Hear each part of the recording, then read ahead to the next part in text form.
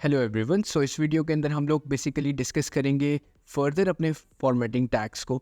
बाकी जो रह गए हैं अगेन वो भी टैग्स देखेंगे, फॉर्मेटिंग किस तरह से यूज़ कर सकते हैं उसको पैराग्राफ्स के अंदर और किस तरह से उसकी यूटिलाइजेशन है।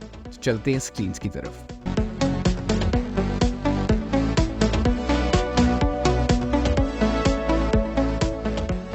Hello everyone once again. So text formatting part 2 के अंदर बेसिकली हम लोग और टैग्स को फर्दर एक्सप्लेन करेंगे और इन डेप्थ में भी जाएंगे कि ये क्यों यूटिलाइज होते हैं और फर्दर पहले वाले टैग्स किन पर्पसेस के लिए होते हैं और ये वाले टैग्स को हम किस तरह से यूटिलाइज कर सकते हैं। स्क्रीन्स की तरफ आते हैं और हम लोग बेसिकली चेक करते हैं कि इस एग्जांपल के अंदर मैं ओवरऑल थोड़ा सा चेंज पैटर्न करता हूँ और 3 पैराग्राफ्स को डिफरेंट स्टाइल्स के अंदर लाइक डिफरेंट कंटेंट के पर्सपेक्टिव से मैं उसको कॉपी कर लेता हूँ जो ऊपर वाले से थोड़ा सा डिस्टिंग्विश हो। मैं इसी की रेपिटेशन 3 दफ़ा कर लेता हूँ। सो अगर आप यहाँ पे देखें तो मैंने 3 पैराग्राफ्स को बना लिए और ये तकरीबन सारे सेम लग रहे हैं, मतलब ओवरऑल फर्स्ट पैराग्राफ है, सेकंड है एंड थर्ड है। सो जो अभी हम ओवरऑल टैग्स को यूज़ करेंगे जो न्यू होंगे, व्हाट इफ़ अगर मैं एक और यहाँ पे लाइन डालूँ जो कि सपोज़ करें मैं ट्रांसलेशन वाली ही ले लेता हूँ, ये वाली लाइन, और वो मैं फर्स्ट पैराग्राफ के एंड पे डाल देता हूँ और हम पेज को रिफ़्रेश नहीं कर रहे और सिंपली अपडेट हो रहा है। सो यहाँ पे ट्रांसलेशन वाली ऐड हो गई है। बट इफ़ अगर मैं ट्रांसलेशन वाली लाइन को एक नेक्स्ट लाइन के अंदर शुरू करना चाहता हूँ, सो उसके लिए मेरे पास जो टैग है वो बेसिकली HTML ने डिज़ाइन किया हुआ है, वो है BR टैग। तो BR टैग बेसिकली 2 वे टैग नहीं होता, वो एक 1 वे टैग होता है और वो बेसिकली आपको फैसिलिटेट करता है ओवरऑल कि आप जो हैं बेसिकली उसके अंदर एक लाइन ब्रेक दे दें। सो अगर हम यहाँ पे देखें तो हमारे पास ट्रांसलेशन नेक्स्ट लाइन के अंदर आ गई है। सो अगर मैं यहाँ पे 2 BR टैग्स दे दूँ, सपोज करें मैं यहाँ पे 2 BR टैग्स अलग अलग दे दूँ तो 2 दफ़ा लाइन ब्रेक आ जाएगी जो कि आप ओवरऑल देख रहे हैं। तो BR टैग सिर्फ इसलिए यूज़ होता है बेसिकली वो एक लाइन ब्रेक करता है और नेक्स्ट सेंटेंस को नेक्स्ट लाइन से शुरू करता है। फर्दर इसमें जो इम्पॉर्टेंट चीज़ थी वो यही है कि इसका ओपनिंग और क्लोजिंग नहीं होता, इसका एक ही टैग होता है। सो कुछ टैग्स होते हैं जैसे पैराग्राफ टैग्स, उनका ओपनिंग क्लोजिंग होता है, इस तरह हेडिंग टैग्स, बट इसका जो टैग होता है वो सिर्फ क्लोजिंग टैग होता है जो कि लगता है। इसी तरह सिमिलर जो टैग है वो HR टैग है, वो भी सेम, उसका भी ओपनिंग क्लोजिंग नहीं होता, एक ही सिंगल टैग वो क्लोजिंग टैग ही होता है और वो बेसिकली आपको हॉरिजेंटल लाइन प्रोड्यूस करता है। सो व्हाट इफ़ मैंने फर्स्ट पैराग्राफ के बाद एक HR जो है बेसिकली हॉरिजेंटल जो है लाइन में देना चाह रहा हूँ, ठीक है। So let's see. सो अगर आप यहाँ पे देखें कि फर्स्ट पैराग्राफ के बाद मेरे पास ट्रांसलेशन वाली लाइन आ रही है जिसमें 2 लाइन ब्रेक्स हैं और उसके बाद मेरे पास HR टैग यूज़ हो रहा है जो कि एक हॉरिजेंटल लाइन मुझे दे रहा है फुल विड्थ की। तो सपोज़ करें आपका एक एलिमेंट है और ये अक्सर कहाँ यूज़ होते हैं, लिस्टिंग में, टेबल्स में, जहाँ पे आपको पैटर्नाइज लाइंस देनी होती हैं, थोड़ा सा डिस्टिंग्विश करना होता है, डिफरेंट आपको देनी होती है चीज़, तो वहाँ पे ये बेसिकली यूटिलाइज होता है HR टैग। सो डिफरेंट जगहों पे होता है, हम आगे फर्दर एग्जांपल से भी कवर करेंगे, फॉर्म्स में, टेबल्स में HR टैग्स को यूज़ करेंगे, BRs को यूज़ करेंगे। सो इससे हमें और भी पता चल जाएगा।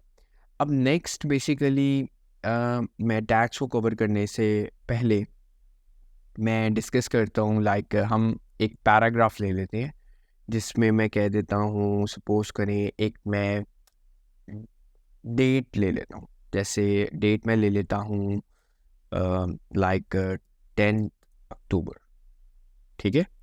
सो 10th में TH डाला है मैंने। अगर ये मैं डिस्प्ले करवाऊँ तो अगेन ये मुझे नेक्स्ट लाइन में शो होगी, लेकिन 10th जो है बेसिकली अगर आप ओवरऑल देख रहे हैं तो वो नंबर के साथ TH लगा हुआ है जो कि 10th 1 भी रहा है, समझ भी आ रहा है। बट इफ़ अगर मैं ये ऊपर दिखाना चाहूँ, जैसे कि रैंक होता है बेसिकली, अक्सर डेट्स के ऊपर TH लगा होता है, ST लगा होता है, या रैंक होता है, फर्स्ट होता है। सो रैंक की तरह मैं इसको दिखाना चाहूँ तो HTML ने बहुत अच्छा काम किया। 2 टैग्स हमें दिए हैं, एक का है सुपरस्क्रिप्ट और एक का है सबस्क्रिप्ट। तो सुपरस्क्रिप्ट बेसिकली क्या करता है, सुपरस्क्रिप्ट जो है आपको प्रोवाइड करता है कि आप कोई भी डेट हो जाए, रैंक्स हो जाए, आप उनको बेसिकली इस फॉर्मेशन में लाइक थोड़ा सा नंबर से ऊपर जो वर्ड है, क्योंकि वो सुपर हैं, तो वो आप उनको ऊपर शो करवा सकते हैं। सो टैग बेसिकली इसलिए डिज़ाइन किया गया है, अक्सर हम लोग जहाँ पे डेट को शो करवाते हैं वहाँ पे डेट्स इस तरह से देनी पड़ती हैं, या फिर हमें रैंक्स दिखाने पड़ते हैं, रैंकिंग देनी पड़ती है, वहाँ पे हम इस तरह से दे सकते हैं।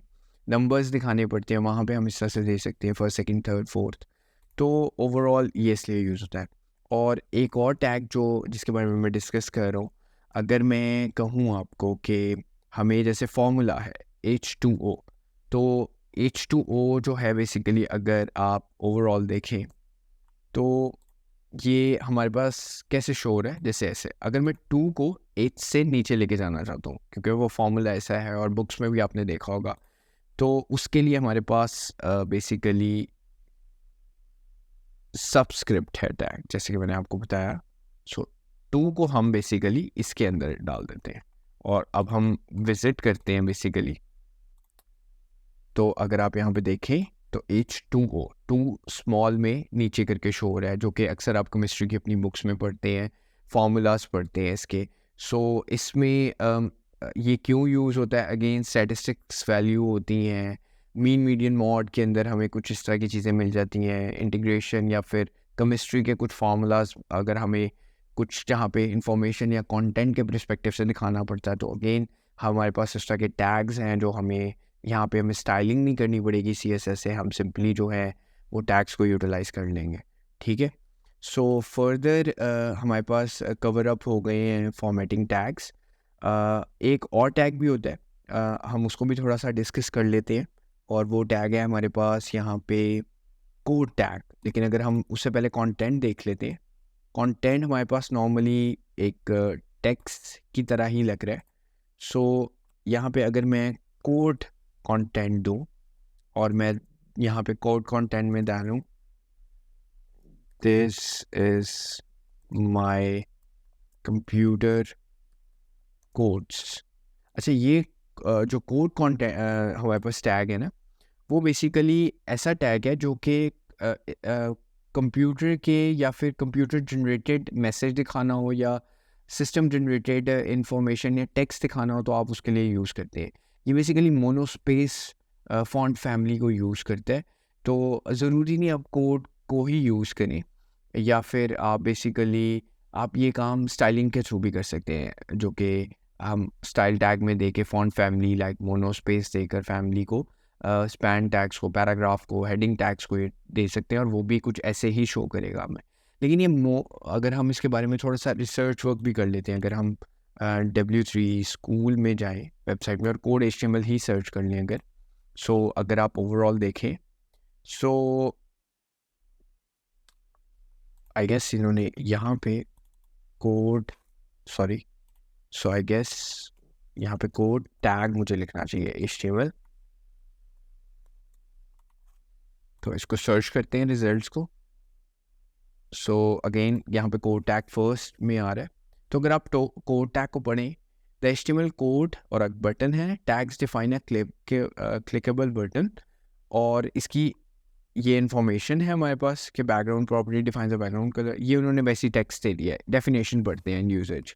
The code tags is used to define a piece of a computer code, the content inside is display in the browser default monospace font. So अगर हम इसकी एग्जांपल को रन करें तो वो यही चीज़ बता रहा है कि इसके अंदर जो कंटेंट लिखा होगा वो is more close to the system generated content, या फिर मैं उसको क्लियर करता हूँ, it's defined as a piece of computer code है वो। सो बट ये टैग जो है बेसिकली अभी तक HTML ने इसको निकाला नहीं है, और अभी ये यूज़ हो रहा है, अभी तक इस तरह की कोई अपडेट नहीं आई। इस तरह के सिमिलर टैग्स भी हैं, जैसे सैम्पल है, कीबोर्ड टैग है, वॉर प्री, तो और ये भी अभी तक स्टिल यूज़ हो रही हैं, और इस तरह की कोई भी अपडेट अभी नहीं आई जिसको लाइक हम अगर इनको ना यूज़ करें, फ़िलहाल हम उनको यूज़ कर सकते हैं। सो सैम्पल टैग भी इसी तरह ही है, अगर हम उसका यूजेज पढ़े, the sample tag is used to define a sample output from the computer program. The content inside same वही basically monofonts जो है font family को यूज़ करता है. आप कोड भी यूज़ कर सकते हैं, आप सैम्पल टैग भी यूज़ कर सकते हैं. So, आपके पास काफ़ी ज़्यादा रूम है.